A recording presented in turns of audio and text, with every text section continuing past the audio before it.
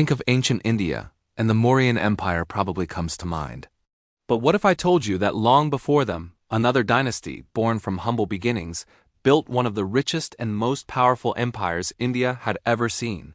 This is the forgotten story of the Nanda Dynasty. Rewind to the 4th century BCE. The old Shishunaga dynasty in Magadha is fading. From this chaos, a man named Mahapadma Nanda rises. Ancient texts paint a controversial picture. The son of a commoner, a man who shattered the rigid social order of his time. He was an outsider, yet he possessed a vision that would change the course of history. Mahapadma Nanda wasn't just a usurper. He was a brilliant military strategist and a master administrator. He launched a series of conquests, one by one, bringing kingdoms like Kalinga, Kosala, and Avanti under his control. For the first time, a vast portion of northern India was united under a single banner. The Puranas call him the destroyer of all Kshatriyas, a title that speaks to his relentless campaign against the traditional warrior elite, replacing old loyalties with a centralized authority. His capital, Pataliputra, modern-day Patna, became the heart of this new empire, a bustling metropolis fortified and wealthy beyond imagination. So just how rich were the Nandas? Greek historians who wrote about India at the time were stunned. They claimed the Nanda king possessed the treasures of all India. This wasn't just legend. The Nandas created a highly efficient, though notoriously strict, taxation system. They collected revenue from agriculture, bustling trade routes, and flourishing industries. This incredible wealth funded not just their lavish courts, but something far more terrifying: the largest army in the ancient world.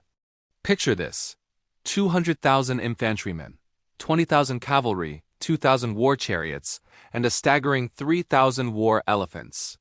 This wasn't just an army, it was a statement. A force so formidable that it stopped the world's greatest conqueror in his tracks.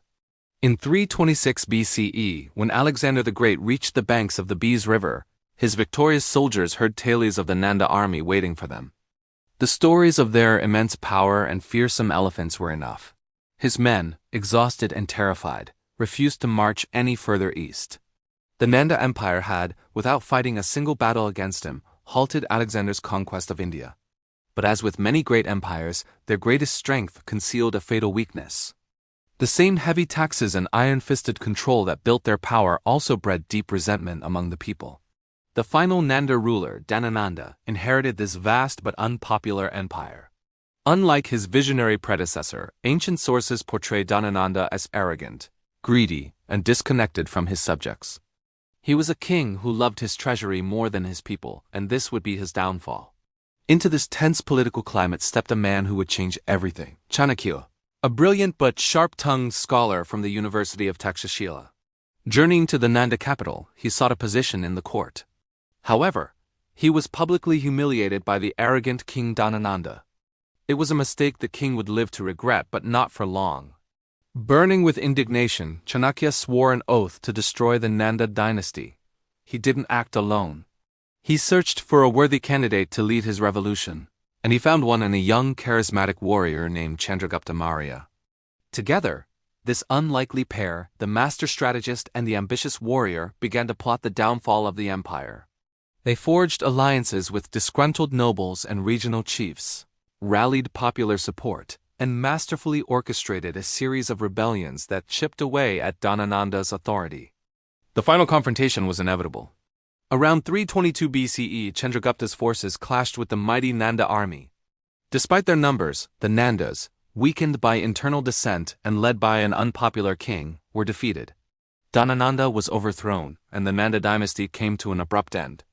On its ashes, Chandragupta Maurya, guided by Chanakya, founded the Mauryan Empire, the dynasty that would go on to define India's golden age. But here's the crucial point: the Mauryan Empire didn't spring from nothing. It rose on the very foundations the Nandas had built. The centralized administration, the powerful standing army, the robust economic system, all were legacies of the Nanda regime. The Nandas were the true pioneers. They proved that power could be seized by merit, not just inherited by birthright. They were the architects of India's first truly unified empire, transitioning the subcontinent from a collection of warring kingdoms to a structured imperial power. So, while they are often just a footnote in history, overshadowed by their famous successors, the Nandas were the ones who wrote the first chapter of India's imperial story. They were a symbol of ambition, transformation, and the incredible power of an idea. Without them, there would be no Mauryan Empire, and the history of India as we know it would be vastly different. Thank you so much for joining us on this journey into the past. If you enjoyed this story and want to uncover more forgotten histories, make sure to hit that like button, share this video with your friends, and subscribe for more content. We'll see you in the next one.